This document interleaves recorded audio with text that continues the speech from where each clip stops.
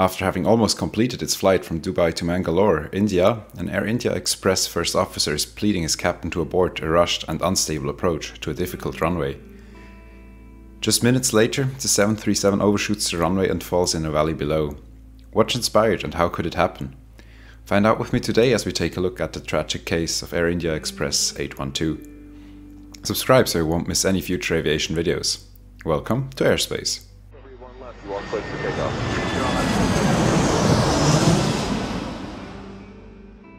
In the very early morning hours of May 22, 2010, an Air India Express Flight 812 departed from Dubai International to Mangalore, India.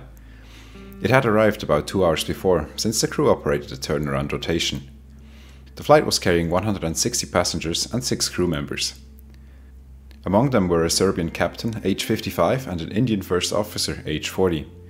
The two were very experienced. The captain had made 16 landings at Mangalore, while the first officer had already assisted during 66 approaches there.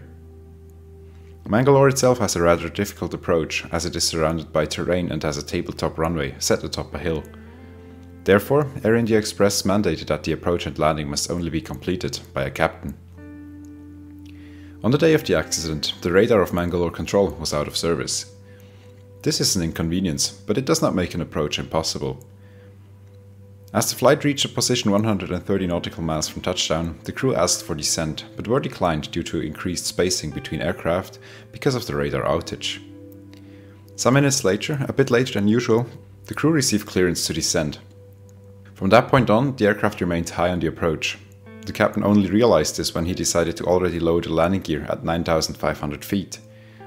This is done to increase the plane's drag, and therefore also the rate of descent. On a normal approach, the landing gear is lowered at about 2,000 feet. The 737 joined the final track to runway 24 at a distance of 10 nautical miles from the runway at an altitude of 6,000 feet. This is just about double the required height for such an approach. Now the captain struggled to descend to the correct glide path, an almost impossible task at a distance this close to the airport. Nevertheless, he tried, lowered the airplane's nose and set the flaps. But his efforts were too little, too late. The plane deviated higher and higher above the approach path.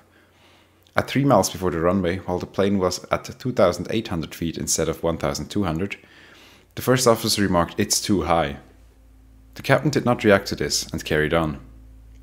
A mile later, the first officer remarked, "A runway straight down," likely referring to the visual impression of the runway being way lower or them way higher than on any normal approach.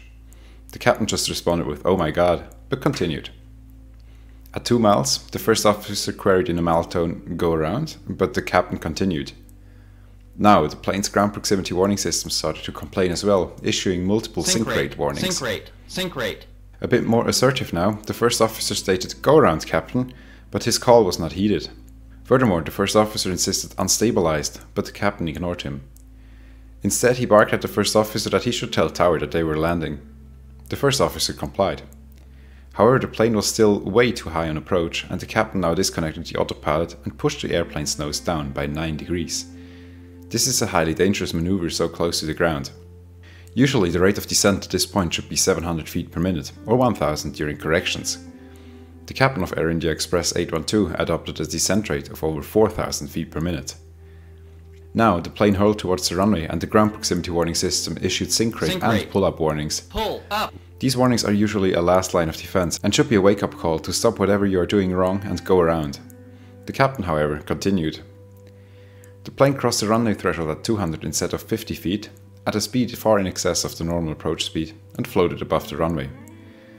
Now the first officer made yet another call for the captain, stating, "Go around, captain, we don't have any runway left," and yet the captain touched the 737 down after 2/3 of the runway. Seconds later, the plane overran the end of the runway, broke through the airport fence and crashed into a valley below the airport. A fire broke out quickly. What happened during this unbelievable sequence of events?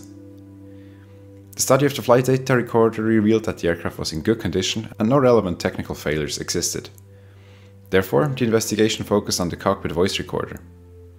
This device records the last 2 hours of communication in the cockpit before a crash. It is not what they found on the tape that baffled the investigators, but what was missing: conversation. For the first hour and 40 minutes, no communication between the two pilots can be heard. Only the first officer was handling the radio calls and making all autopilot inputs. Meanwhile, the captain could be heard snoring or steadily breathing until 21 minutes before the accident. It is clear that he was asleep.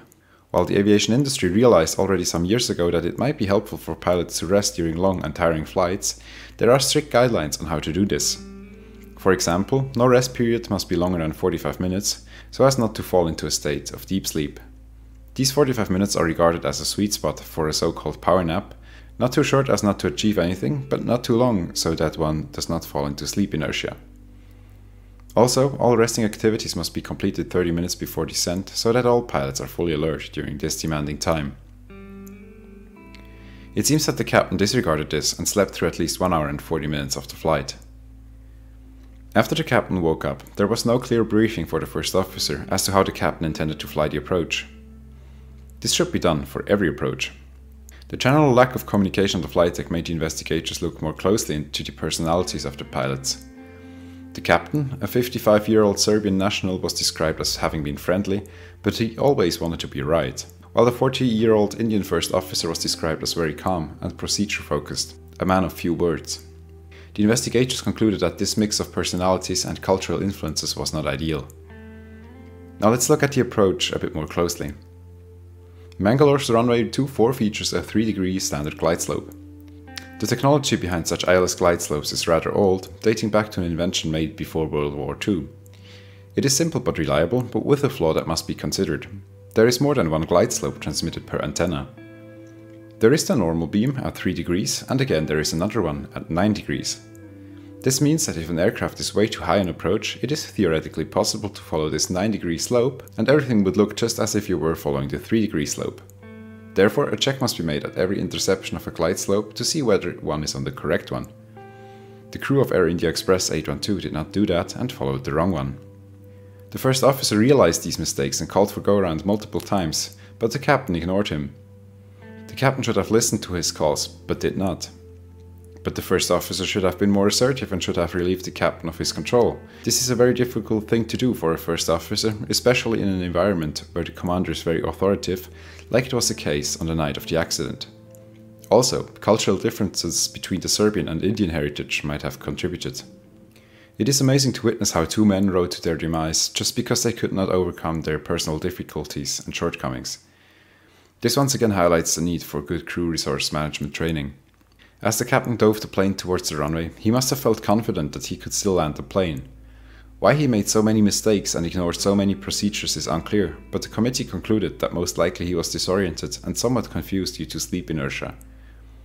Amazingly, the committee concluded that even after the botched approach and the landing after 2/3 of the short runway, the plane could have been stopped on the runway had the captain applied full brakes and full reverse thrust. It was, however, his gravest and last mistake committed by the captain that would doom Flight 812. After the plane had landed, the thrust reversers had deployed and the captain had started braking, he realized that he would likely not be able to stop on the runway. He once again applied full forward thrust, and now, after 3 calls by his first officer and numerous calls by the warning systems before, tried to go around. However, procedure manuals by almost all aircraft manufacturers prohibit a go-around after thrust reversers have deployed, just because the outcome of such a maneuver is unlikely to be successful. Why he still opted to do so is unclear. The plane accelerated, but not enough to achieve flight. Its right wing crashed through a concrete base of an antenna and was ripped off. The 737 fell down into the valley below the airport and caught fire. There were only 8 survivors, none of the crew survived. Air India Express continues to operate to date. On August 7, 2020, an Air India Express 737 overran the runway at Calicut International Airport, crashing in a valley just beyond, essentially repeating the 2010 accident. To me, this accident has also some similarities to the crash of Crossair 3597. There, a captain also chose not to follow standard procedures, but the first officer said nothing. I'll leave a link to that video in the outro if you're interested. I hope you liked this week's episode. Make sure to subscribe so you don't miss any future videos. See you next week.